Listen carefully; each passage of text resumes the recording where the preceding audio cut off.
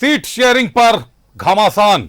हम ये नहीं कह रहे कि दरार पड़ गई है गठबंधन में, लेकिन हम कल से कह रहे हैं कि एक जिच बना हुआ है आईएनडीआईए गठबंधन में। आज पहली बार हेमंत सोरेन साहब सामने आए। हेमंत सोरेन और कांग्रेस के नेता सामने आए और उन्होंने यह कहा कि 70 सीटों पर कांग्रेस और जेएमएम चुनाव लड़ेगी। अब यहां यह फैसला लेना होगा कि आखिर सीटों का बंटवारा कैसे होगा। अगर हम कांग्रेस की बात करें तो 31 सीटों पर कांग्रेस ने पिछला चुनाव लड़ा था। 2 सीटें, 2 और विधायक कांग्रेस में शामिल हुए हैं। वहीं अगर बात करें जेएमएम की तो करीब 43 सीटों पर जेएमएम ने चुनाव लड़ा था। अब 70 सीटों में कैसे बांटेंगे, किसको देंगे, और जो बची हुई 11 सीटें हैं क्या आरजेडी और बाकी जो अन्य दल हैं वो उनमें संतुष्ट हो पाएंगे। आरजेडी का बयान आ चुका है। मनोज झा साहब नाराज चल रहे हैं। मनोज झा साहब ने कहा कि एक तरफा फैसला है। लेकिन अभी की आपको रिसेंट अपडेट दे दें, तेजस्वी यादव के साथ बैठक चल रही है। राहुल गांधी और हेमंत सोरेन मौजूद हैं। बड़ा निष्कर्ष निकलकर सामने आ सकता है थोड़ी देर में। पहले आपको एक रिपोर्ट दिखाते हैं, फिर करेंगे चर्चा अतिथियों के साथ। इंडिया ब्लॉक में सीट शेयरिंग फाइनल। 70 सीटों पर जेएमएम और कांग्रेस लड़ेगी चुनाव। आरजेडी सीपीआई एमएल के साथ 11 सीटों पर होगी चर्चा। आखिर कौन पार्टी कितने सीटों पर लड़ेगी चुनाव। जेएमएम और कांग्रेस ने नहीं किया खुलासा। 2019 में जेएमएम ने 43 सीटों पर उतारे थे उम्मीदवार। क्या 2024 में भी 43 सीटों पर ही चुनाव लड़ेगा जेएमएम, या 2019 से भी कम सीटों पर उतारेगा प्रत्याशी। 2019 में कांग्रेस ने उतारे थे 31 सीटों पर प्रत्याशी। क्या 2024 में 31 से कम सीटों पर लड़ेगी कांग्रेस। सीट बंटवारे से आरजेडी में नाराजगी की खबर। 2019 में 7 सीटों पर आरजेडी ने लड़ा था चुनाव।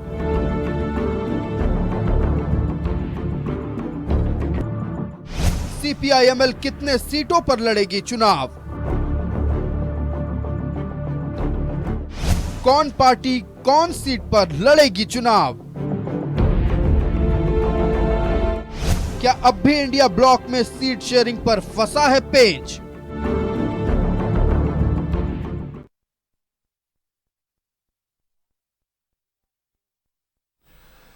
तो कहीं ना कहीं एक कश्मकश बनी हुई है, एक जिच बनी हुई है। कार्यकर्ता भी इंतजार कर रहे हैं कि आखिर सीट शेयरिंग पर तो फाइनल हो जाए कि आखिर कौन सी सीट पर कौन दावेदार है। ये जो जिच है ये कहीं बढ़े नहीं, इसको रोकने के लिए तमाम प्रयास किए जा रहे हैं। लेकिन आरजेडी की नाराजगी जायज है। आरजेडी की नाराजगी सामने आ चुकी है। एक बार आपको आरजेडी की नाराजगी भी दिखा देते हैं। सीट शेयरिंग को लेकर इंडिया ब्लॉक में घमासान। सीट शेयरिंग की घोषणा से आरजेडी नाराज। प्रेस कॉन्फ्रेंस में नहीं बुलाने पर भड़का आरजेडी। स्वयं तेजस्वी जी यहाँ है, राष्ट्रीय प्रधान महासचिव जी वो यहाँ है। सब लोगों के होने के बावजूद अगर गठबंधन में बुनावट की प्रक्रिया में आपने हमें संलग्न नहीं किया तो इस बात का दुख तो होता है। 15 से 18 सीटों पर आरजेडी की पकड़ मजबूत। अकेले बीजेपी को हराने का दम रखता है आरजेडी। कि हमारी ताकत शायद बहुत ज्यादा है।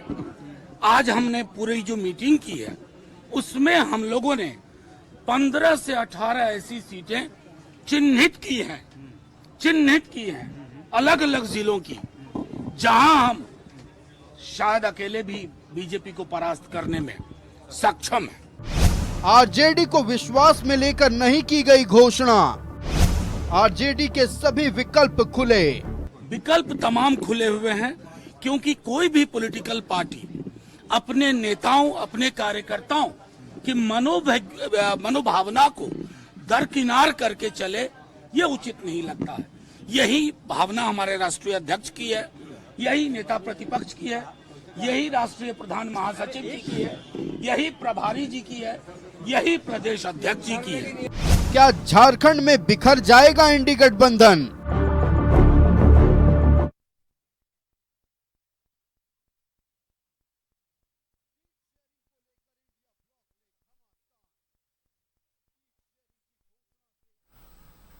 तो गठबंधन को कुनबा संभालना होगा, क्योंकि चुनाव से पहले आईएनडीआईए का कुनबा हर बार हिलने लगता है। लोकसभा चुनाव से पहले भी ये हिला है, जदयू बाहर हो गई निकलकर, कब जबकि एक फ्रंट पर सभी थे, ममता बनर्जी बाहर हो गई थी, कई सारे मामले आ चुके हैं। तो गठबंधन को इस बार भी अपना कुनबा संभालना होगा, क्योंकि राजद झारखंड में मजबूत है, राजद का भी अपना जनाधार है, और जिस तरीके से राजद को दरकिनार किया जा रहा है वो कहीं ना कहीं तेजस्वी यादव हो या राज्य के जो नेता हो उनको शायद बर्दाश्त ना हो। तो मान मनोबल का दौर चल रहा, फिलहाल अगर आप देखें तो मान मनोबल का दौर ही कह सकते हैं इसे, बैठकें चल रही हैं, लेकिन फैसला अभी आना बाकी। हमारे सहयोगी अजय लाल हमारे साथ जुड़ गए हैं, पहले अजय का रुख करते हैं, सीधे अजय से जुड़ जाते हैं।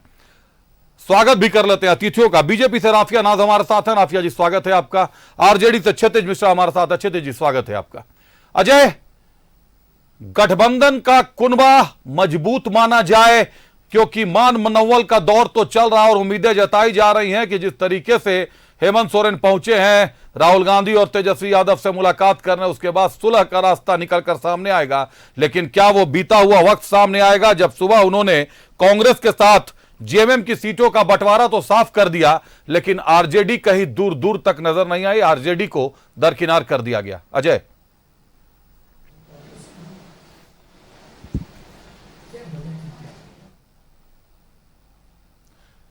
अजय को आवाज मिल रही है? पीसीआर साउंड चेक करें।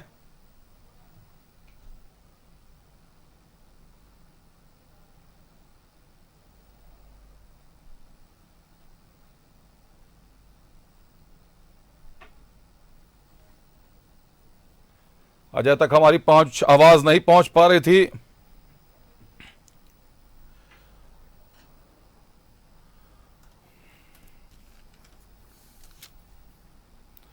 करीब 15 से 18 सीटों पर आरजेडी की मजबूत पकड़ बताई जा रही है। बावजूद इसके आरजेडी का प्रेस कॉन्फ्रेंस में शामिल ना होना कई बड़े सवाल खड़े करता है। रुक करते हैं।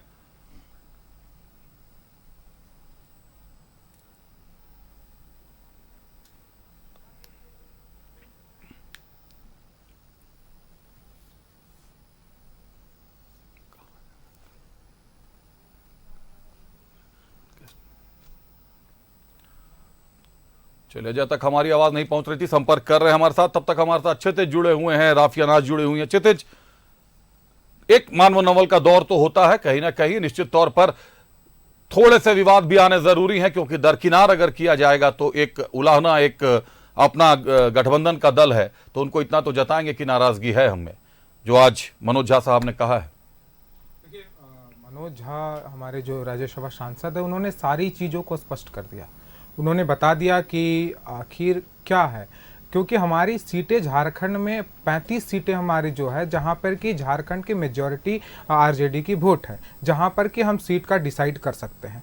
तो लेकिन हम लोगों ने 35 सीटों पर मांग नहीं किया, हम लोगों ने एक मांग किया उतना ही पे जितना पे कि देना संभव था। लेकिन फिर भी अगर दरकिनार किया जाए, और कोई भी पार्टी अपने सम्मान के साथ समझौता नहीं कर सकती है।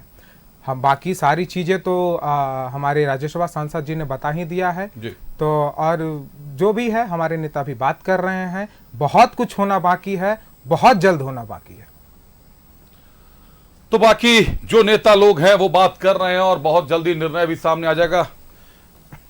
राफिया नाज जी से के पास चलता हूं, लेकिन उसके पहले अजय जी, आवाज मिल रही है अजय आपको मेरी? बिल्कुल अभिषेक, बिल्कुल। तो अजय जी ये बता दीजिए कि आज झामुमो ने, आईएनडीआईए गठबंधन ने एक छोटा सा प्रेस कॉन्फ्रेंस ही कह ले, मीडिया के सामने आकर यह सार्वजनिक कर दिया कि 70 सीटों पर कांग्रेस और जेएमएम चुनाव लड़ेगी। तो आपसे दो महत्वपूर्ण सवाल बन जाते हैं। पहला सवाल तो ये कि गठबंधन कहने वाले ये जो दल है, इसमें आरजेडी नजर नहीं आया कहीं, जिसको लेकर राज्यसभा सांसद मनोज झा की प्रतिक्रिया भी सामने आ गई कि आखिर 15 से 18 सीटों पर जनाधार होने का दावा करने वाले राजद को इस तरीके से दरकिनार क्यों किया गया। अभी लेफ्ट भी नजर नहीं आया है, माले को भी कहीं ना कहीं दरकिनार किया गया है, और सीधे सीधे गठबंधन से 81 सीटों में 70 सीटें कांग्रेस और जेएमएम ने अपने पाले में ले ली हैं। अजय, देखिए अभिषेक, यदि आप गांव देहात से बिलोंग रखते हैं तो एक जानकारी मैं दे दूं कि गांव देहात में अक्सर यह होता है कि घर के बड़े लोग भरी थाली खा लेते हैं और उसके बाद जो बच जाता है किचन में, रसोई घर में, वो छोड़ देते हैं। और ऐसे लोग जो परिवार के सदस्य होते हैं, जो उपेक्षित होते हैं, उसे कह दिया जाता है कि किचन में रख दिया है खाना, खाना है तो खा लो और नहीं तो छोड़ दो। आज बिल्कुल उसी प्रकार से राजद और वाम दलों को, खासकर भाकपा माले को, जूठी थाली में खाना परोसकर महागठबंधन ने दिया कि 70 सीटों पर हम चुनाव लड़ेंगे, बाकी 11 आपके लिए, लड़ना है तो लड़िए, अब मत यदि नहीं लड़ना है तो मत लड़िए। राष्ट्रीय प्रवक्ता है मनोज झा राजद के, उन्होंने कहा कि तेजस्वी यादव रांची में मौजूद हैं। आपने प्रेस कॉन्फ्रेंस कैसे कर लिया? और प्रेस कॉन्फ्रेंस कर भी लिया तो ये कैसे मान लिया आपने कि 7 सीट राजद को मिलेगा और 4 सीट भाकपा माले को?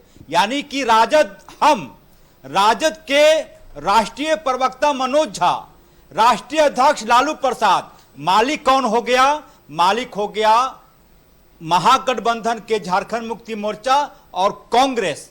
इसी बात को मनोज झा ने कहा कि इससे बड़ी बेइज्जती हमने नहीं देखा राजद को। आपको 7 सीटें देनी थी, नहीं देनी थी, 2 ही सीट देना था, 1 ही सीट देना था।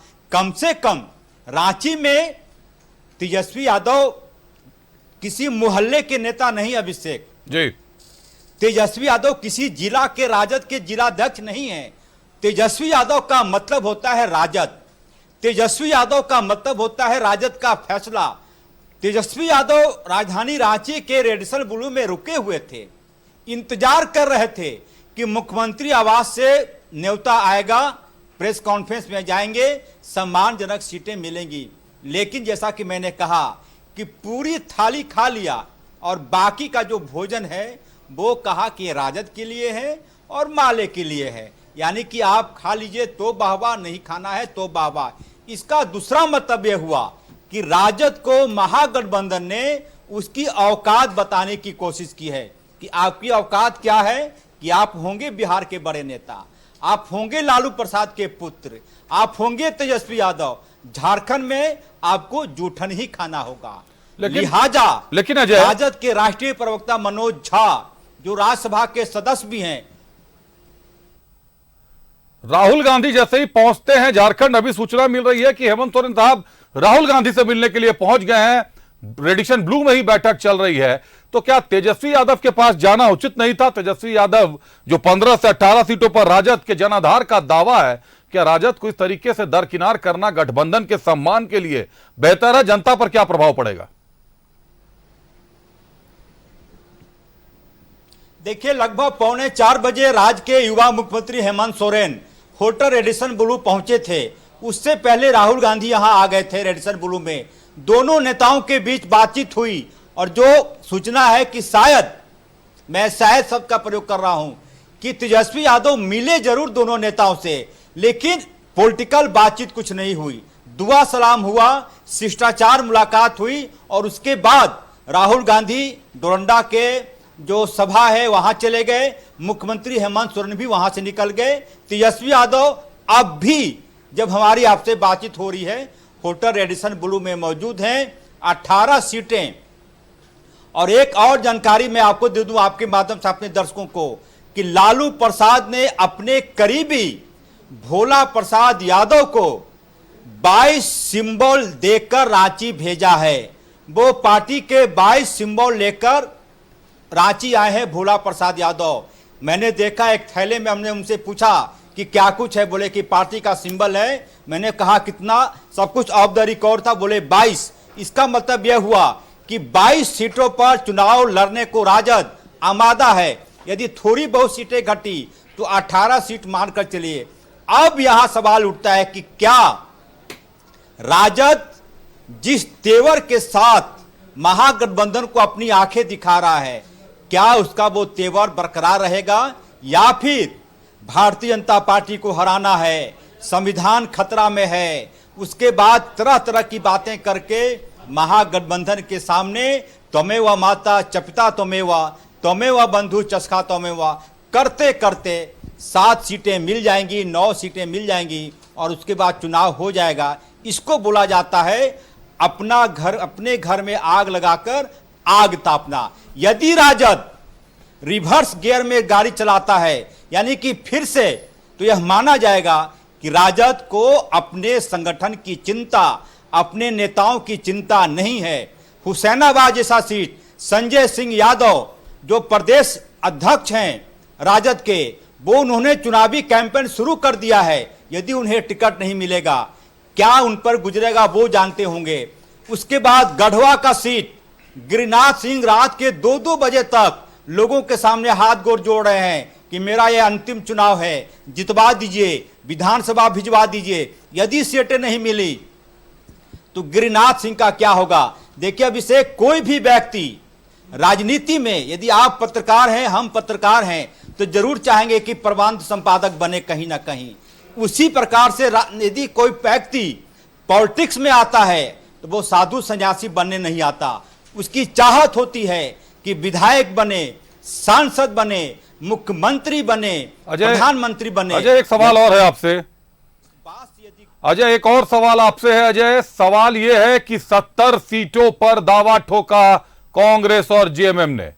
अगर आंकड़ों को देखें तो 43 सीटों पर 2019 के चुनाव लड़े थे झामुमो ने, और 31 सीटों पर चुनाव लड़ा था कांग्रेस ने। 31 सीटों पर चुनाव लड़ने के बाद 2 और विधायकों को शामिल किया कांग्रेस ने। अब आप जेएमएम के हालात देख ले। उमाकांत रजक को कल ज्वाइन कराया गया है। चंदन क्यारी से अमर बावरी के खिलाफ उमाकांत रजक को उतारा जाएगा। केदार हाजरा को ज्वाइन कराया गया है। हमारे सहयोगी राकेश हैं जो जेएमएम देखते हैं, उनकी रिपोर्ट है भवनाथपुर, मांडू समेत 4 सीटों पर ऐसा है जो जेएमएम अपने खाते में चाहता है, और वहां से कांग्रेस के उम्मीदवार लड़ चुके हैं और कांग्रेस भी वहां पर लगातार तैयारी कर रही है। आप रांची विधानसभा सीट को भी देख लें तो रांची विधानसभा सीट कहीं ना कहीं कांग्रेस का कैडर सीट है। कांग्रेस यहां पूरी तरीके से स्थापित है, जिला कमेटी है, प्रदेश कमेटी है, महानगर कमेटी है, लेकिन रांची विधानसभा सीट से भी जेएमएम ताल ठोकता रहा है, दावा ठोकता रहा है। ये जो 70 सीटें हैं, अब क्या जेएमएम 43 सीटों पर अगर लड़ेगा तो कांग्रेस को महज 27 सीटें दी जाएंगी, या अगर कांग्रेस को 31 सीटें दी जाती हैं और 2 और विधायक जोड़ देते हैं, 33 सीटों की बात जब प्रदेश अध्यक्ष केशव महतो कमलेश साहब ने की थी तो बच जाते हैं महज 37 सीट। क्या 37 सीटों पर झामुमो का पूरा कुनबा सिमट जाएगा? कौन अपने दायरे को कम करने जा रहा है? क्या कुछ सूचनाएं हैं अजय? देखिए, इसमें कॉम्प्रोमाइज करना पड़ेगा कांग्रेस को ही, क्योंकि झारखंड मुक्ति मोर्चा कॉम्प्रोमाइज के मूड में इस बार नहीं है। और यह इसलिए भी है कि पूरा का पूरा मामला, आप कल्पना कीजिए कि बरहेट जैसा विधानसभा क्षेत्र, वहां से हेमंत सोरेन चुनाव जीतते रहे हैं, वो झारखंड मुक्ति मोर्चा का कैडर वोटर है वहां पर। उसी प्रकार से मांडू विधानसभा क्षेत्र, वहां पर झारखंड मुक्ति मोर्चा के कैंडिडेट चुनाव जीतते रहे हैं हाल तक। वहां पर जयप्रकाश, सबसे ज्यादा दिलचस्प मामला फंसा है जयप्रकाश भाई पटेल के लिए। उन्हें ना उगलते बंद रहा है ना निगलते बंद रहा है। बड़ी हसरत के एक पुरानी कहावत है, किसी ने कहा है कि तेरे दिल के टुकड़े हुए 1000, कोई कुछ यहां गिरा कुछ वहां गिरा। जयप्रकाश भाई पटेल के साथ यही हुआ। सांसद बनने के लिए कांग्रेस में आए थे, लेकिन झारखंड मुक्ति मोर्चा से विदाई पहले हो गई थी, भाजपा से विदाई फिर हो गई, और अब कांग्रेस में है। तो झारखंड मुक्ति मोर्चा ऐसी सीटें जो उनका कैडर वोट है, उस पे वो कॉम्प्रोमाइज करने नहीं जा रहा है झारखंड मुक्ति मोर्चा। तो अजय, सीधा सीधा ये मान लेते हैं, अजय सीधा सीधा ये मान ले कि कांग्रेस के पास क्योंकि मुख्यमंत्री का चेहरा ही नहीं है, इसीलिए इनकी ये मजबूरी है कि हेमंत सोरेन के चेहरे के पीछे चुनाव लड़ना पड़ेगा। अब जितनी सीटें मिले उतनी सीटों पर स्वीकृति देनी पड़ेगी कि भैया उतनी सीटों पर ही लड़ेंगे, और क्या करेंगे। बिल्कुल, देखिए पूरा का पूरा कांग्रेस का इतिहास उठाकर देख लें। 2014 के बाद जहां जहां कांग्रेस अकेले चुनाव लड़ी है, वो भाजपा को पछाड़ नहीं पाई है। भारतीय कांग्रेस को किसी ना किसी का सहारा चाहिए, तभी वो उस राज में पनप पाती है। आज की तारीख में कल्पना कीजिए अभिषेक, हाइपोथेटिकल में सवाल बोल रहा हूं कि आज की तारीख में यदि झारखंड मुक्ति मोर्चा यह कह दे कि 81 सीटों पर हम अकेले चुनाव लड़ेंगे, कांग्रेस की क्या हालत होगी आप सहज अनुमान लगा सकते हैं। कांग्रेस की मजबूरी है गठबंधन, कांग्रेस का मजबूरी है समझौता करना, कांग्रेस की मजबूरी है पिछलग्गू बनना। कांग्रेस झारखंड में अभी इस औकात में नहीं है कि वो दमखम दिखा सके। राजद ने तो कम से कम कहा कि 81 सीट तो नहीं, लेकिन 18 सीटों पर हम चुनाव लड़ने के लिए डबल डिजिट मुकम्मल मेरे पास बिल्कुल अजय डबल डिजिट की कहीं ना कहीं मांग रखी थी। और अभी क्षितिज ने भी राजद से जुड़े हमारे साथ, उन्होंने भी कहा कि एक सम्मानजनक आंकड़ा मांगा गया था, कोई बहुत ज्यादा नहीं मांगा गया। और आंकड़े भी बात की बात है। जो सबसे बड़ी बात है कि अगर उनके केंद्रीय स्तर के नेता यहां मौजूद है, तेजस्वी यादव एक बड़ा नाम है, राजद में नए प्राण फूंक दिए।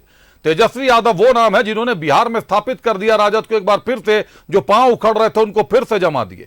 और ऐसे में तेजस्वी यादव को दरकिनार करना, ओवरलुक कर निकलना, नजरअंदाज करना, कहीं ना कहीं झारखंड की जनता भी ये देख रही है और लोग भी देख रहे हैं कि किस तरीके से आखिर गठबंधन अपना रास्ता तय कर रही है। बहुत धन्यवाद अजय हमारे साथ जुड़ने के लिए, तमाम जानकारियों के लिए आपका।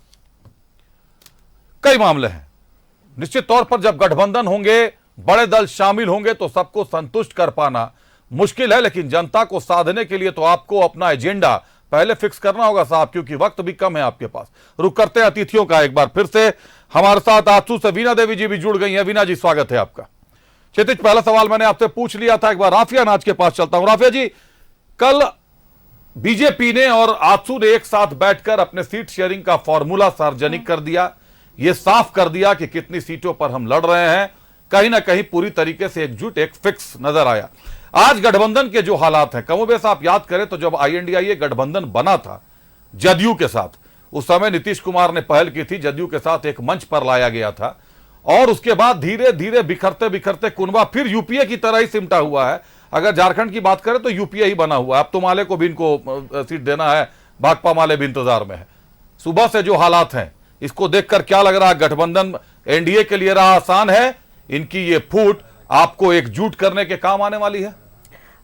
देखिए, सबसे पहली बात है कि भारतीय जनता पार्टी अपने एनडीए के साथ पूरी तरीके से तैयार है और हम सभी एकजुट होकर के चुनाव लड़ने वाले हैं। और इस चुनाव में जो मुंह तोड़ जवाब ये झारखंड मुक्ति मोर्चा और कांग्रेस की जो इंडी गठबंधन की पूरी महागठबंधन है इसको मिलने वाली है, क्योंकि 5 साल इन्होंने कुछ कार्य नहीं किया है, इन्होंने सिर्फ जनता को ठगने का काम किया है। तो इसका जवाब जनता देगी और ये झारखंड की अस्मिता को बचाने का चुनाव है और झारखंड की बेटियों को सम्मान दिलाने का, यहाँ के युवाओं को रोजगार दिलाने का और यहाँ की माटी को बचाने का ये चुनाव है। तो हम एनडीए के जितने भी सारे हमारे भाई बहन है, सारे जो परिवार है, तो सभी हम एकजुट होकर के तैयार है और मुंहतोड़ इसका जवाब झारखंड मुक्ति मोर्चा और कांग्रेस को मिलेगा। और जिस तरीके से आप देखेंगे कि इंडिया के जो आप लोग भी कभी आरजेडी और भाकपा माले का नाम नहीं लेती, इतना दरकिनार क्यों आप लोग भी आरजेडी को करके चलते हैं? देखिए, आरजेडी तो खुद में ही आप अब देखे होंगे कि किस तरीके से मनोज झा जी कह रहे थे कि इनके जो इंडी गठबंधन के जो पूरे इनके गठबंधन है, इस गठबंधन में इनको सीट नहीं दे रहा है। फिर भी आप सोचिए कि किस तरीके से मनोज झा जी का जो एक स्टेटमेंट आता है, वो कहते हैं कि हमें बहुत छोटा समझा जा रहा है। तो ये छोटा जो समझा जा रहा है, ये स्टेटमेंट खुद आरजेडी के एक नेता मनोज झा जी कह रहे हैं, वो भी किसके लिए, जिनके साथ ये गठबंधन में चुनाव लड़ रहे हैं उसके लिए ये इस तरीके का स्टेटमेंट दे रहे हैं। और आपको याद होगा शायद कि आरजेडी में ही जो लालू यादव जी थे, लालू यादव जी ने जब कांग्रेस में मीशा कानून आया था कांग्रेस के कार्यकाल में, तब उन्होंने कसम खाया था कि हम कांग्रेस के साथ कभी समझौता नहीं करेंगे और अपनी बेटी का नाम उन्होंने मीशा भारती रखा था इसी मीशा कानून के तर्ज पे, ताकि वो मीशा कानून कभी भूले ना। और सोचिए परिस्थिति कैसी हो गई है कि इन्हें उन्हीं कांग्रेस के साथ हाथ मिलाना पड़ रहा है और वही कांग्रेस के लोग आज आरजेडी को छोटा कह रहे हैं और इनके नेता खुद सामने आकर के छोटा प्रतीत कर रहे हैं। और जेएमएम का तो आदत ही है अपमान करना। आपको याद होगा कि किस तरीके से हेमंत सोरेन जी भरे मंच में ये कसम खाते हैं कि शिबू सोरेन जी का मैं कसम खाता हूं कि अगर मैं युवाओं को रोजगार नहीं दूंगा और झारखंड का अगर विकास नहीं करूंगा, मैं तो राजनीति से संन्यास लूंगा। तो जिन्होंने अपने पिताजी की झूठी कसम खाई हो, तो उस पे जनता कैसे विश्वास करेगी और उस पे गठबंधन के जो साथी है वो किस तरीके से विश्वास करेंगे। और रही बात भारतीय जनता पार्टी की, तो हम भारतीय जनता पार्टी के जो परिवार है वो आजसू के परिवार के साथ, एलजेपी के परिवार के साथ, इसके साथ साथ जो हमारे जेडीयू के परिवार है, तो हम सभी एकजुट होकर के हम चुनाव लड़ रहे हैं। और आप देखेंगे कि किस प्रकार से जो इंडी गठबंधन वाले सीट के लिए लड़ रहे हैं, जिस प्रकार से अभी ये हाल में ही कांग्रेस और जो जेएमएम की और आरजेडी जो इनके पूरे जो ठगबंधन वो कथनी की सरकार की जो एक लॉबी है, वो लॉबी कैसे सीट में लड़ करके कि हमें मुख्यमंत्री का सीट चाहिए, हमें मंत्रिमंडल का सीट चाहिए, कभी कांग्रेस कोटे के मंत्री राजभवन के सामने आकर के रोना रोते हैं, कभी ये आपस में लड़ करके दीपिका पांडे जो बोलते हैं कि महिला सशक्तिकरण करते हैं, महिलाओं का ये सीट काट देते हैं। तो ये आपस में ही लड़ करके इन्होंने पूरा 56 महीना खत्म कर दिया। यहाँ झारखंड का ना तो इन लोगों ने विकास किया। आप सोचिए कि आपको याद होगा कि किस तरीके से ये बस में पैक हो करके आपसी मनोबल के लिए ये रिजॉर्ट जाया करते थे, वो भी वक्त आपको याद होगा। तो ये कोई नया नहीं है। कांग्रेस और जेएमएम और जो इनकी पूरी कथनी की लॉबी है, इनके तो ये पहले से ही इनका लड़ाई चलते आया है। पर अफसोस की बात यह है कि अभी राहुल गांधी जी का पीसी चल रहा था, उस पीसी में मैं सुन रही थी कि वो दलितों के बारे में बहुत कह रहे थे। तो दलितों के बारे में जो वो कह रहे थे, तो राहुल गांधी जी शायद ये भूल गए हैं कि झारखंड में किनकी सरकार है। झारखंड में इन्हीं की जेएमएम, कांग्रेस और इंडी गठबंधन की जो सरकार है। और एक आपको शायद याद होगा, आज से 100 साल पहले या 150 साल पहले किस तरीके से ऑस्ट्रेलिया में यूरोप के लोग जाया करते थे, और यूरोप के लोग जाकर के ऑस्ट्रेलिया में वहां के आदिवासी भाई बहनों को देखा करते थे और उनके बारे में टिप्पणी करते थे कि वहां के आदिवासी भाई बहन बहुत भूखे हैं, वहां के आदिवासी भाई बहनों के तन में कपड़ा नहीं। तो ठीक इसी प्रकार से राहुल गांधी कर रहे हैं, झारखंड आ रहे हैं और मन से रोना रो रहे हैं, और ये भूल चुके हैं कि उन्हीं की सरकार है। वो 5 साल यहाँ झारखंड में उन्होंने काम के सिवा सिर्फ कथनी की है। तो उन्हें ये 5 साल में उनको मौका मिला था, झारखंड की जनता ने मौका दिया था कि यहाँ पे झारखंड में सुधार लाते। और शायद राहुल गांधी जी ये भी मन से बोलना भूल गए हैं कि किस तरीके से गोहाना में दलितों का अपमान किया गया था, मिर्जपुर दलित कांड वो भूल चुके हैं।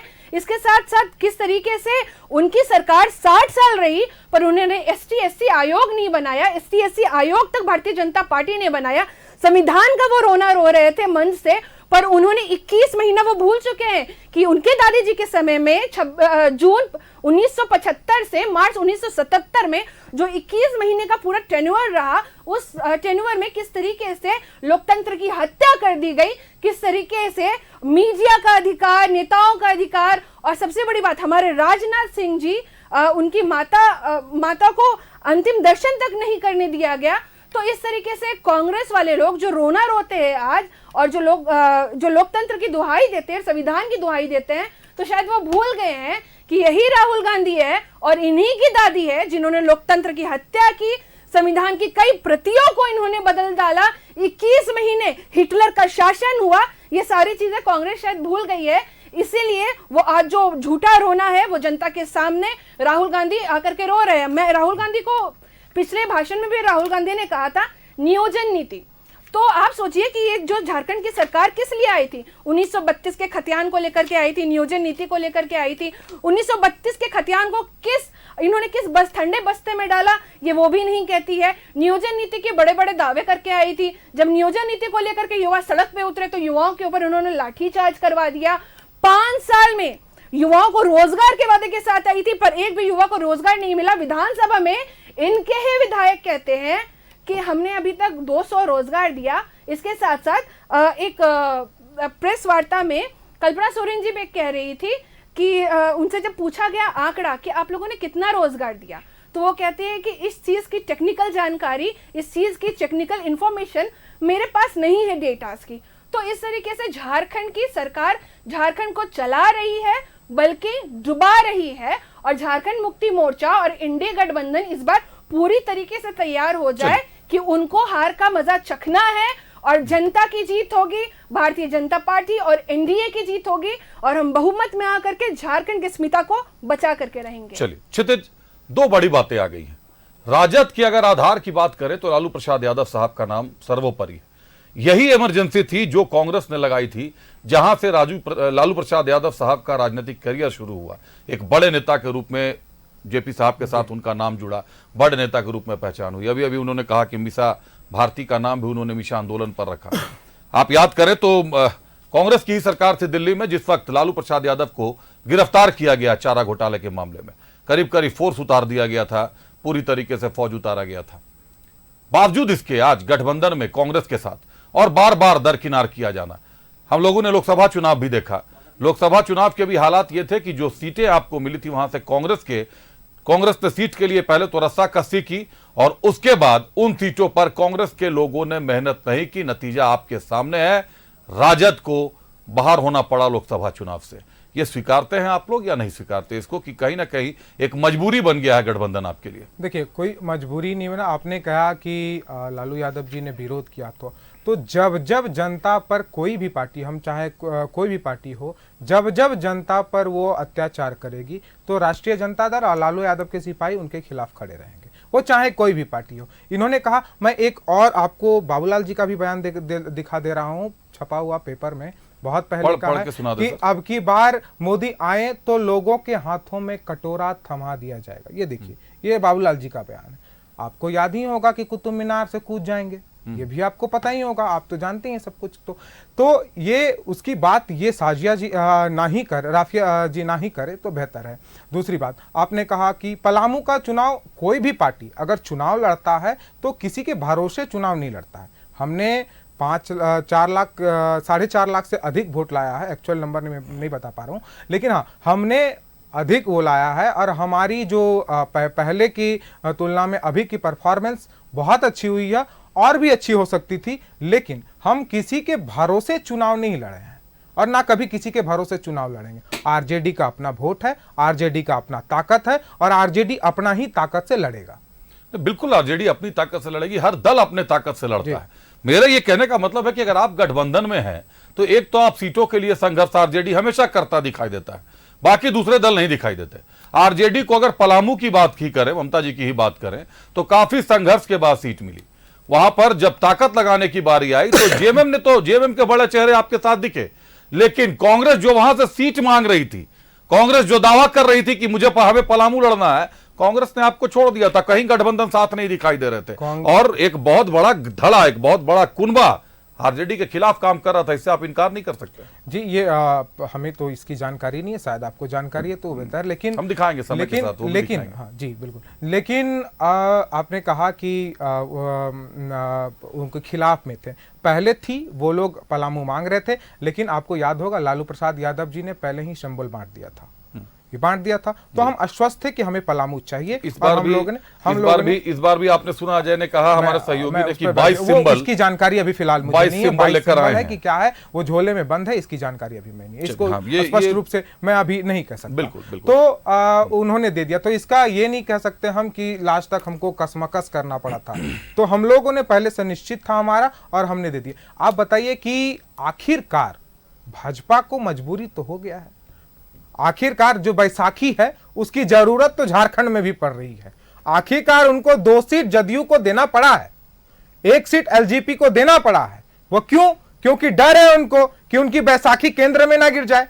नहीं तो इसकी क्या आवश्यकता थी? इसकी आवश्यकता इसलिए पड़ी है क्योंकि उनकी बैसाखी हट ना जाए, इसी वजह से। और दूसरी बात, आज जो आप एनडीए सुन रहे हैं ना, ये माननीय तेजस्वी यादव जी और उस समय में नीतीश जी ने ही सबको एकत्रित करके इंडिया गठबंधन को बनाया है, जिसके कारण कि आज ये एनडीए चला रहे हैं।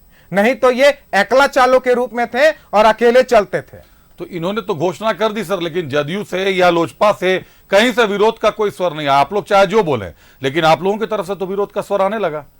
बिल्कुल, अगर हमें सम्मानजनक सीट नहीं मिलेगा और कोई भी पार्टी अपना सम्मान चाहता है, वो अपने लोगों से क्या शिकायत नहीं करेगा? पहले तो उस विरोध पे काबू करना होगा ना सर। पहले तो अपने दल में सम्मान लें, तब तो दूसरे दल पर उंगली उठाएं। अभी तो हालात ये है कि आप लोगों को अपने ही दल में कोई वो नहीं है। गठबंधन को मैं एक दल मानता हूं। हाँ ठीक है, आप दल मान रहे, दल मान रहे, तो हमने कहा ना अभी बात चल रही है, बहुत कुछ होना बाकी है। राफिया जी कुछ कहना चाह रही थी, जल्दी बात पूरी कर ले। मुझे देखिए, जो जिनके घर खुद कांच के होते हैं तो उनको दूसरों के घर पे उंगली उठाने का कोई अधिकार नहीं बनता है। और जो हमारे रजत के भाई कह रहे थे कि भाजपा, हाँ रजत के भाई जो कह रहे थे कि भाजपा मतलब एनडीए कर रही है, तो इसी एनडीए की सरकार ने भारतवर्ष में अभी भारतवर्ष को प्रगति के पथ पे चलाने का कार्य कर रही है आदरणीय श्री प्रधानमंत्री नरेंद्र मोदी जी के नेतृत्व में। ठीक उसी प्रकार झारखंड में भी एनडीए झारखंड की अस्मिता को बचाएगी और आदरणीय श्री नरेंद्र मोदी जी के नेतृत्व में झारखंड की प्रगति होगी। और इनकी जो महागठबंधन महाकथनी की जो सरकार है, इंडी गठबंधन की, उनको जड़ से हम उखाड़ के फेंकेंगे, क्योंकि इन्होंने ना महिला को सशक्त किया है, ना ही युवाओं को रोजगार मणिपुर में दिया है। आपने और सशक्त जिस किया। प्रकार से ये कह रहे थे ना हमें इतना सीट नहीं मिला, तो ये पूरे 5 साल सिर्फ सीट के लिए लड़ते हैं इन्होंने खत्म कर दिया ये है। क्या बात जो भी हुई? इंडी गठबंधन के लोग हैं, मंत्रिमंडल के लिए लड़ करके इन्होंने खत्म कर दिया है। तो इस प्रकार से जिस तरीके से ये मंत्रिमंडल के लिए लड़ करके इन्होंने 5 साल खत्म किया, 56 महीने जनता के जो जनता का विकास है उसके लिए जो बर्बाद कर दिया है, तो ये आगे भी कोई कार्य नहीं करेंगे। सिर्फ मंत्रिमंडल, सीट शेयरिंग, इसे भी लड़ करके ये आगे भी चुनाव खत्म करेंगे। तो चलिए, इसलिए आता हूं, जनता रफे पूरी जाता हूं। तरीके से ठान हमारे ली साथ- है कि उनको उखाड़ के फेंके। हमारे साथ बीना जी भी आजसू से जुड़ी हुई है। बीना जी, एक बड़ा चेहरा जिसको कहें आजसू का, पैराशूट लैंडिंग कर गया जेएमएम में सीधे जाके उमाकांत रजक साहब। जैसे ही देखा उन्होंने कि सीटों के बंटवारे में चंदन क्यारी आजसू के खाते में नहीं आ रहा है, उन्होंने अपनी लैंडिंग जेएमएम में कर दी। चलिए, जाना भी उनका ठीक है, लेकिन अब जो सीटों की संख्या बता रहे हैं हेमंत सोरेन साहब, 70 सीटों पर कांग्रेस और जेएमएम को मिलकर आपस में बांटना है। पिछली बार जेएमएम 43 सीटों पर लड़ी थी, तो केदार हाजरा और उमाकांत रजक को मिलाकर तो 45 सीट चाहिए होंगे, क्योंकि बाकी जो पुराने नेता रहे तो वो तो चुनाव लड़ेंगे। दूसरी तरफ कांग्रेस 31 सीटों पर लड़ चुका है चुनाव पिछली बार, तो कांग्रेस की सीटें कटेंगी, जेएमएम की सीटें कटेंगी। रजक साहब को कुछ मिलेगा या सिर्फ खाली आश्वासन मिलेगा? वीना जी सबको जोहार। पहले तो जहाँ तक बात है कि उमाकांत रजक जी चले गए हैं जेएमएम में, तो ये पहली पार्टी ऐसी नहीं है या पहला बड़ा चेहरा नहीं है जो चुनाव के वक्त में अपना दल दूसरे दल पे चले गए हैं। अब जहाँ हम चुनाव लड़ रहे हैं गठबंधन में, क्योंकि आपको भी पता है 5 साल झारखंड किस तरह से त्रस्त रहा है। अब हम लोगों का सबसे पहला और पहला आखिरी या कोई भी मुद्दा बोल लीजिए तो ये एक ही मुद्दा है कि झारखंड से निकम्मी सरकार हमको बदलनी है। हमारे सीट शेयरिंग की बात में आप देख ही चुके हैं कि हमारे एनडीए हमारे आसू सुप्रीमो पूरी तरह से संतुष्ट हैं, पार्टी में किसी को कोई सवाल उठाना नहीं है। तो हम लोग बस सरकार बनाने पे ध्यान दे रहे हैं। जहाँ तक उमाकांत रजक जी की बात है, सचमुच में वो हमारे पार्टी के बड़े चेहरे थे और बहुत आदरणीय थे। और चूंकि राजनीति की पहली अंतिम पायदान यही होती है कि हमको चुनाव लड़ना है, और जो जिनका व्यक्तिगत लालसा भी कुछ होती है, अभिलाषाएं होती है, आदमी दूसरा पार्टी में चला जाता है, उनको लालच देकर बुलाया गया होगा कि हम टिकट देंगे। अब जेएमएम की तो खुद ही नहीं बन रही है कि भाई हम किसको टिकट दे नहीं दें। अब जाने वाले जाने और बुलाने वाले जाने, हम तो अब इस बीच में कुछ बोल नहीं सकते हैं।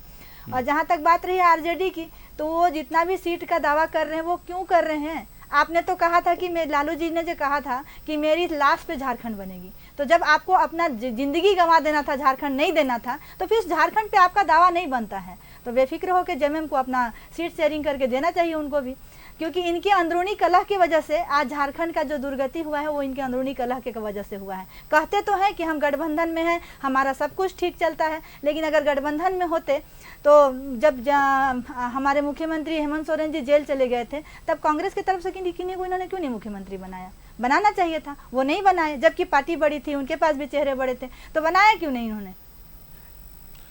कांग्रेस की तरफ से किसी को मुख्यमंत्री नहीं बनाया, यह सवाल तो खैर अपने आप में एक बड़ा सवाल है। लेकिन सीटों के बंटवारे को लेकर जो बीजेपी के हाल है, जो जानकारी भीतर खाने से निकल कर आ रही है कि आजसू और बीजेपी के भी कई ऐसे बड़े चेहरे हैं जो सीटों के इस बंटवारे से संतुष्ट नहीं है और जल्द ही अपना रास्ता तय कर सकते हैं। वीना जी, मैंने तो पहले भी स्पष्ट रूप से कहा है अभिषेक जी कि अभी जो चुनाव की रणभेरी जब बढ़ती है तो लोगों की महत्वाकांक्षाएं बढ़ जाती है। आदमी जब झंडा ढोता है ना, तो उसको एक उम्मीद होती है कि हम विधायक बनेंगे, हम विधानसभा जाएंगे। अब इस महत्वाकांक्षा को पार्टी कहाँ तक पूरा कर पाएगी? ये तो अपना गठबंधन धर्म निभाना है, हम लोगों को झारखंड में सरकार बनानी है। सबसे पहला और सबसे बड़ी प्राथमिकता यही है कि झारखंड में सरकार बदलनी है। अब बाकी तो हर पार्टी में होता है कि कोई बड़ा चेहरा। अब अभी आप जेएमएम में ही देख लीजिए, इनके पूर्व मुख्यमंत्री चंपई सोरेन जी पार्टी छोड़ के चले गए, लोबिन हेम्ब्रम जी छोड़ के चले गए, इनके घर की बहू सीता सोरेन चली गई। तो ऐसा तो नहीं होता है कि सिर्फ आजसू में ही कोई जाएगा या बीजेपी से कोई जाएगा। सभी दल में लोग दल बदलते हैं, सभी दल में लोग दल बदलते हैं। निश्चित तौर पर कहीं ना कहीं एक असमंजस की स्थिति अभी भी बरकरार है। एक बार फिर क्षितिज का रुख करते हैं। क्षितिज, जो हालात नजर आ रहे हैं कहीं ना कहीं सामने, आप सत्ता में रहे हैं आप लोग पिछले 5 सालों तक, एक एंटी इनकम्बेंसी की कहीं ना कहीं धारा दिखाई दे रही है। जो वादे किए गए थे युवाओं से, वो वादे टूट गए। मैया सम्मान के जो वादे हैं, आज राज्य के हालात ये हैं कि राज्य 96,000 करोड़ के कर्जे में है। प्रति वर्ष 6,000 करोड़ रुपए ये राज्य ब्याज भरता है और 15,000 करोड़ रुपए का अतिरिक्त 15,000 रुपए करोड़ के प्रति वर्ष आपको जरूरत पड़ेगी मैया सम्मान योजना में। क्या कर्ज से मैया सम्मान योजना का बोझ उठा पाएगी ये सरकार, या सिर्फ ये भी बाकी जो योजनाएं थी, जैसे युवाओं को कहा गया कि बेरोजगारी भत्ता मिलेगा, महिलाओं को कहा गया चूल्हा खर्चा मिलेगा, उसी तरीके से मैया सम्मान योजना भी पस्त हो जाएगी? एक ग्राफिक्स आपको दिखाता हूं, पीसीआर की टीम एक बार चेक कीजिए, ग्राफिक्स है हमारे पास, एक बार चेक करें। क्षितिज, क्या लगता है कर्ज के तले ये कैसा सम्मान हो पाएगा? जो कर्ज के तले मैया का सम्मान, तो खुद कर्ज के तले आ जाएगा। ये आपने अभिषेक जी बताया कर्ज के बारे में, तो 2014 में कितना कर्ज था झारखंड पे? 2014 में तो सर महिलाओं के लिए कोई ऐसी नहीं था, मैं उस पे भी आ रहा हूँ, वैसा कोई वो नहीं था, लेकिन फिर भी झारखंड पे कर्ज कितनी थी? 5100 करोड़ के करीब, 5600 करोड़ के करीब का मुझे याद पड़ रहा डाटा, जब झारखंड गठन हुआ था उस वक्त था। 38.7% कर्ज की राशि बढ़ी है पिछले 5 सालों में, ये मैं आपको बता सकता हूं जी। लेकिन इसके बाद फिर और भी कल्याणकारी बहुत सारी योजनाएं आई है झारखंड में, और आप समझ रहे हैं 1,36,000 करोड़ जो बकाया है झारखंड का, वो अभी तक हमें केंद्र सरकार से नहीं मिला। दूसरी चीज, आप मुझे पता है आप ये जवाब देंगे, इसका आप देना चाह रहे हैं, लेकिन हाँ वो बकाया हमें नहीं मिला। दूसरी चीज ये है कि हमें डीबीसी का जो बिजली बिल हमारा जो था वो पूर्व सरकार की, तो वो भी हमारी सरकारों ने भरी है। फिर और बता रहा हूं मैं कि आप देखिए टोल टैक्स बढ़ी हुई है, टोल टैक्स ज्यादा है। आप सोचिए रोड टैक्स ले रहे हैं, आप देख रहे हैं जीएसटी पर सब जगह टैक्स है, खाने के सामान पर भी टैक्स है। इसके बाद फिर आप देख रहे हैं कि अलग अलग तरीके से बहुत सारी टैक्सेस हैं, लेकिन आप बताइए केंद्र सरकार पर इतनी क्यों है सबसे ज्यादा? 70 सालों में जितना कर्ज नहीं हुआ है उतना इस बार 10 वर्षों में कर्ज हो गया है केंद्र सरकार पर। इसका भी तो जवाब दीजिए। लेकिन केंद्र सरकार क्या कोई ऐसी योजनाएं चला रही है?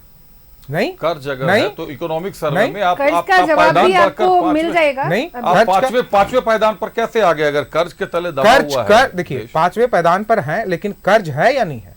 कर्ज है। कर्ज किनका है वो भी बता दीजिए, और कब का है?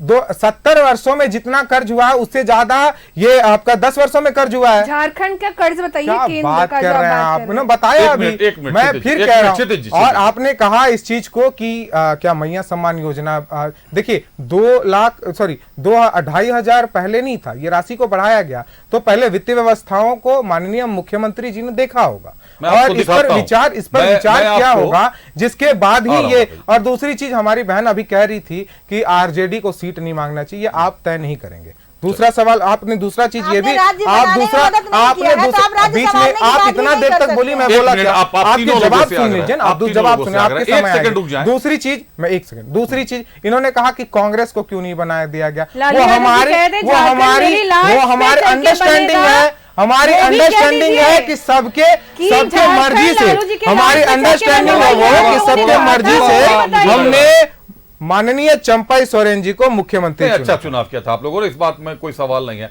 थोड़ा सा आपको एक झलक दिखलाता हूं। बिल्कुल दिखाइए। मैया सम्मान योजना, हम बातें करें, हम दूसरे राज्यों की बातें करने लगेंगे, अगर जब भी झारखंड के सवालात होंगे तो हम पूछेंगे कि केंद्र ने 2 करोड़ नौकरियां नहीं दी, राज्य क्यों देगा 5 लाख? ये तो सर सवाल का जवाब नहीं हुआ।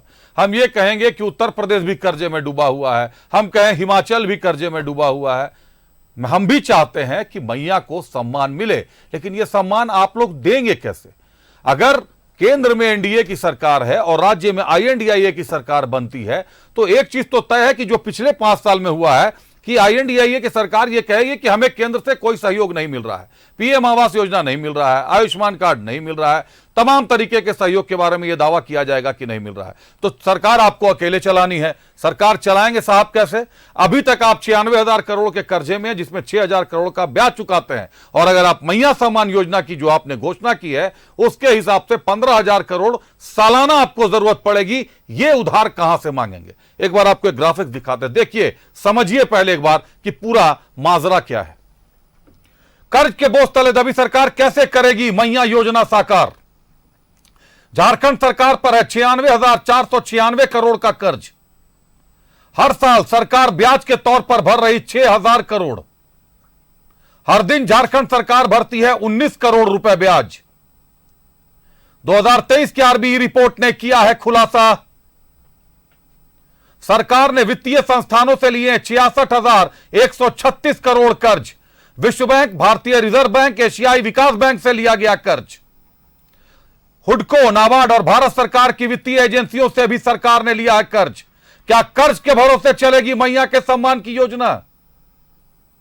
करीब 50 लाख महिलाओं को 2500 प्रति माह देने का दावा। मैया योजना पर हर साल खर्च होंगे 15,000 करोड़।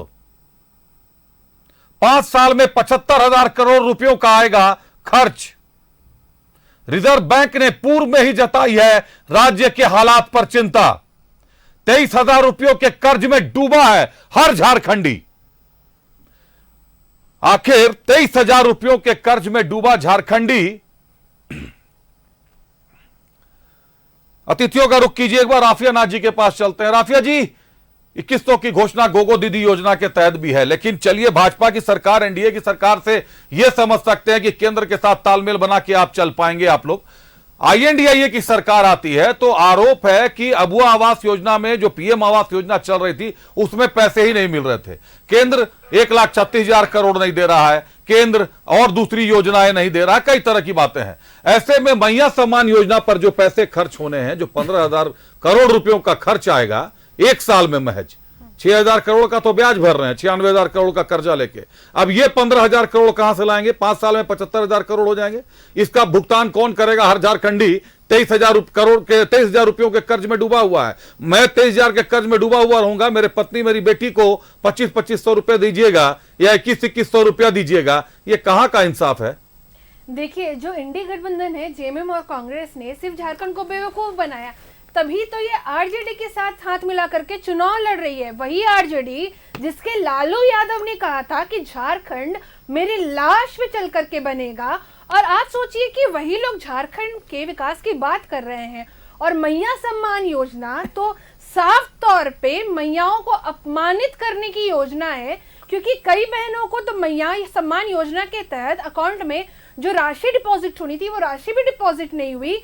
56 महीने के इनके कार्यकाल में सिर्फ 2 महीने ये डिपॉजिट करके वो बकाया जो इनका 54 महीना बचता है, वो 54 महीना का डिपॉजिट क्यों नहीं किए? इसके साथ साथ महिलाओं को जो चूल्हा खर्च का वादा किया था वो नहीं दिया था। विवाहित महिलाओं तो को कैसे देंगे? कैसे देंगे मैडम? पैसा कहाँ है? मैं तो पूछ रहा हूँ आपसे। विवाहित महिलाओं को सोना का वादा दिया था, उन्होंने भी नहीं दिया। और कर्ज की जो राफिया जी सवाल का जवाब बताइए, पैसे कहां हैं? ये चुनाव के पहले जो कैश की रेवड़ी जो चली है, ये आखिर जनता को भ्रमाने के लिए आज सब लोग घोषणा कर रहे हैं, क्योंकि कल राज्य में आपकी भी सरकार आएगी तो कैसे देंगे पैसे मैडम, जब पैसा है ही नहीं सरकार के पास? भ्रमाने का जो काम है वो भ्रमाने का काम कांग्रेस करती है। जिस तरीके से हरियाणा में 6,000 का वादा की, पर जनता इनके वादों में नहीं आकर हरियाणा से इनको जड़ से उखाड़ के फेंक दी, ठीक उसी प्रकार से कांग्रेस को ये जवाब देना पड़ेगा कि 2014 से जो बकाया की ये बात कर रहे हैं, तो ये बकाया 2014 के पहले का है, जब कोल मिनिस्ट्री इनके शिबू सोरेन जी के हाथ में था,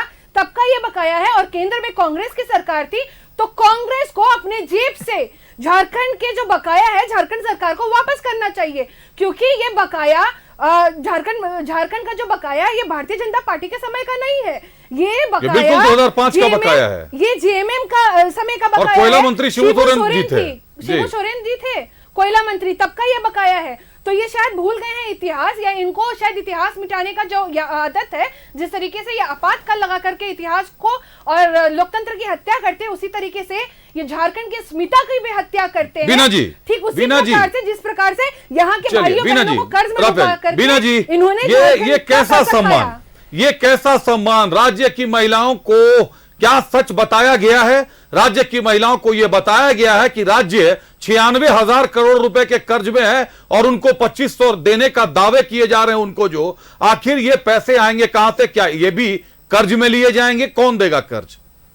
जी, जब पिछले बार हमारे मुख्यमंत्री जी चुनाव में अपना घोषणा पत्र लेकर आए थे, तब उन्होंने घोषणा किया था ना कि 2,000 रुपये चूल्हा खर्च महिलाओं को देंगे। तब क्या उन्होंने कैलकुलेट किया होगा कि कितनी राशि आएगी? उन्होंने कहा था कि हर एक ग्रेजुएट किए हुए लड़के को 5,000 देंगे, पोस्ट ग्रेजुएट किए हुए को 7,000 देंगे। तब क्या उन्होंने राशि कैलकुलेट की होगी? इनका बस काम है हर महीने एक योजना लॉन्च कर देना और उस योजना के बहाने अपने ऊपर फूल बरसवा लेना। कि बेटा हम इतना सारा योजना लेकर आ गए, झारखंड का उद्धार मेरे ही हाथों से होगा। आप कहाँ से मैया सम्मान योजना की बात करते हैं? जब जब इनके दरवाजे पे कोई मैया गई है सम्मान मांगने, लाठियां बरसाई गई है इनके ऊपर। इनके घर की बहू जब आती है बाहर तो 3 महीने में इनको विधायक बना दिया जाता है। मैं कहती हूँ विधायक पद से इस्तीफा दीजिए और मैया सम्मान योजना लीजिए 2500 रुपये में, खुशी खुशी चलेगी आपकी घर। क्या झारखंड की महिलाओं को सशक्त बनाने के लिए, स्वावलंबी बनाने के लिए इन्होंने कोई ऐसा कदम नहीं उठाया। फूलो झानो योजना इनके ठंडे बस्ते में चली गई। इनका यहाँ पे जो सावित्री बाई फुले योजना थी ठंडे बस्ते में चली गई। ऐसी कोई एक योजना बता दीजिए जिससे महिलाओं को इन्होंने सशक्त बनाया हो। अभी मैया सम्मान योजना इतने अंतिम में लाने का पीछे रीजन यही था कि हम प्रलोभन दे सके कि हम रहेंगे तो 2500 देंगे और हम रहेंगे तो 1000 देंगे। आपने क्यों नहीं कहा कि हम 18 साल से लेकर 25-35 साल की बच्ची को, महिलाओं को नौकरी देंगे? या हम नौकरी देने का प्रयास शुरू कर देते। नौकरी यहाँ पे कमी भी नहीं है झारखंड में, लेकिन क्या आपने नौकरी देने का प्रयास किया? जितनी भी योजनाएं हैं बस आप बोलते जाते हैं, क्योंकि आप राज्य के मुख्यमंत्री हैं और हम लोगों को सुनना है कि हाँ आप हमारे मुख्यमंत्री हैं, माननीय मुख्यमंत्री हैं। और सबसे बड़ा चीज़ मुझे मतलब हास्यास्पद भी लगता है और कभी कभी लगता है कि क्या सचमुच में किसी राज्य के मुख्यमंत्री इतने गैर जिम्मेवाना हो गए? क्योंकि जो वो बोलते हैं वो कभी वो करते नहीं हैं। लेकिन जो ये आदिवासी अस्मिता के साथ वो करते हैं कि हम ढोल नगाड़ा बजा रहे हैं और लाल पाड़ का जो ये यूज करते हैं, क्या सिर्फ कपड़ों से लोग आदिवासी हितैषी बन जाते हैं? अभिषेक जी बताइए, किस मोड़ से कहाँ से हमारे झारखंडी अमीर बनेंगे? हमारे कहाँ से बनेंगे? 23,000 रुपए के कर्ज में हर झारखंडी। मैं आप सब अभिषेक जी, हमारे झारखंडियों के पास जमीन है। हमने किस चीज की लड़ाई लड़ी थी? झारखंड राज्य जब हमने अलग किया था तो जल जंगल जमीन की लड़ाई हमने लड़ी थी। हमारे पास जमीन है, लेकिन क्या हम उसको दर्शा पा रहे हैं? आज का झारखंड का किसान कहीं से अपना अगर 20 एकड़ जमीन है तो उसको ऑनलाइन नहीं करा सकता है, क्योंकि वहां पे भी उसको रकम चढ़ानी पड़ती है। और ये सत्य है। आप बताइए कि झारखंड की जमीन हम बता नहीं सकते, दिखा नहीं सकते हैं। एक मिनट बिना जी, वक्त समाप्त हो रहा है। एक आखिरी सवाल मेरा क्षितिज जी से रहेगा। क्षितिज, आपने जो 1,36,000 करोड़ की बात कही, ये बात तो सच है कि 2005-6 में सरकार कांग्रेस की थी दिल्ली में और कोयला मंत्री शिबू सोरेन साहब थे। रॉयल्टी कोयले की उसी वक्त से रुकी। 2005 से 2014 तक, मैं 14 के बाद की बात अभी नहीं कर रहा आपसे, लेकिन 5 से 14 तक ये पैसे रोके क्यों गए और दिए क्यों नहीं गए झारखंड को? झारखंड को उसके अधिकार से वंचित क्यों किया गया? देखिए, इसके विषय में तो कांग्रेस के प्रवक्ता होंगे, वो ज़्यादा अच्छा बताएंगे। लेकिन वर्तमान समय में जिसकी सरकार है उससे हम तो पैसा मांगेंगे, और इसके बाद अगर कांग्रेस की सरकार, इंडिया गठबंधन की सरकार आएगी तो उनसे भी पैसा मांगेंगे। तो अब अगले 5 साल तो इन्होंने कहा कि कांग्रेस से जाकर के मांगे, तो पैसा कांग्रेस पैकेट में रख करके रखा है क्या? 60 साल तो देश को कमाल का बात करते हैं, लूटा और आपके गजब बात कांग्रेस करते के हैं। नेता के घर से मधु कोड़ा जी अच्छे हैं क्या? मधु कोड़ा के बारे में भी आपने कहा था। मधु कोड़ा, हम जब बोलते हैं तो ये बोलने लगती हैं, ये बोलने लगती हैं, हमें बोलने नहीं दिया जाता है। हम अपने वोट, आपको मौका मिलेगा, आपको मौका मिलेगा, जल्दी आपको मौका मिलेगा, बिल्कुल। आप क्षितिज बात पूरी करें। आप इन्होंने ये जब अगर भ्रष्टाचार का बात करते हैं तो इनको भ्रष्टाचार का बात नहीं करना चाहिए। क्यों? क्योंकि भ्रष्टाचार का बात और मधु कोड़ा जी का साथ, भ्रष्टाचार का बात और हेमंता बिस्वा शर्मा जी का साथ, दोनों जायज नहीं है। अगर दोनों, और ये जो हेमंत सोरेन है और ये जो हेमंता बिस्वा शर्मा जी है, मैं बता रहा हूँ, ये प्रतीक है। ये प्रतीक है कि झारखंड में कि तुम आओ, जिस तरह मेरे ऊपर केस जो है जो धीमा हो गया है, उसी तरह तुम्हारे ऊपर भी केस धीमा हो जाएगा। तंदूर कांड याद है क्या आपको? या दिल्ली आईटी कांड? अगर याद नहीं है तो मंदसौर की रैली को भी याद कर दे कि किस तरीके से आपके राहुल गांधी, आपके बीएचयू के, आपके आईटीसी के 4 लोग जिन्होंने मध्य प्रदेश में पूरा चुनाव का कैंपेन किया और वो आरोपी थे। 4 लोग आरोपी लोगों को, 4 मेरी बहनों के आरोपी को आप मध्य प्रदेश में चुनाव का प्रचार करवाते हैं और आप महिलाओं की बात करते हैं। आप महिलाओं की बात करते हैं, आप महिलाओं की बात करते हैं। राफिया जी, आप करती हैं। आप महिलाओं को मणिपुर में मेरी बहनों को मस्त करते घुमाते हैं। और आज की महिलाओं के लिए ये एक संदेश जरूर है मेरा। राज्य की जो भी महिलाएं हैं, जो मैया सम्मान योजना, गोगो दीदी योजना, जिस भी योजना को अगर आप देख रही हैं, तो आप ये जान लें कि आपके घर के मर्द, आपके घर के लोग और आप खुद भी 23,000 रुपए के कर्ज में है, जो आंकड़े आरबीई दर्शा रहा है। राज्य सरकार ने कर्ज लिया हुआ है करीब 96,000 406 करोड़ रुपए का कर्ज है राज्य की सरकार पर, 6000 करोड़ रुपए ब्याज भरने पड़ते हैं, और ऐसे में 15,000 करोड़ का सालाना खर्चा कोई भी सरकार अगर नहीं आती है, 50 लाख महिलाओं को भी लाभान्वित करना चाहती है, तो वो कहां से लाएगी, ये अपने आप में एक बड़ा सवाल है। तो अगर कोई भी घोषणा कर रहे हैं कि ये पैसे हम देंगे, तो उनसे रास्ता जरूर पूछे कि लाएंगे कहां से। साहब किसी से कर्जा मांग के दे दीजिए, इधर 2500 दीजिए और इधर 23,000 की जगह 25,000 का कर्ज चढ़ा दीजिए सर पर, कि वो टैक्स के माध्यम से फिर हम लोगों से वसूलिए। पैसे तो सब आप लोग हमको देने पड़ेंगे, हमको आपको, आखिर उसका हिसाब कौन देगा। एक मैया को 2500 रुपए देके उसके पिता को अगर 30,000 के कर्जे में डुबा दिया जाए और टैक्स के माध्यम से उनसे नोचा जाए, तो ये कहीं का इंसाफ, इसको आप नहीं मान सकते। बहरहाल धन्यवाद दे देते हैं अपने अतिथियों का। हमारे साथ आजसू से वीना देवी जी थी। वीना जी बहुत धन्यवाद आपका। आरजेडी से हमारे साथ क्षितिज मिश्रा जी थे। क्षितिज जी बहुत धन्यवाद आपका। और बीजेपी से हमारे साथ राफिया नाथ जी थी। राफिया जी बहुत धन्यवाद आपका।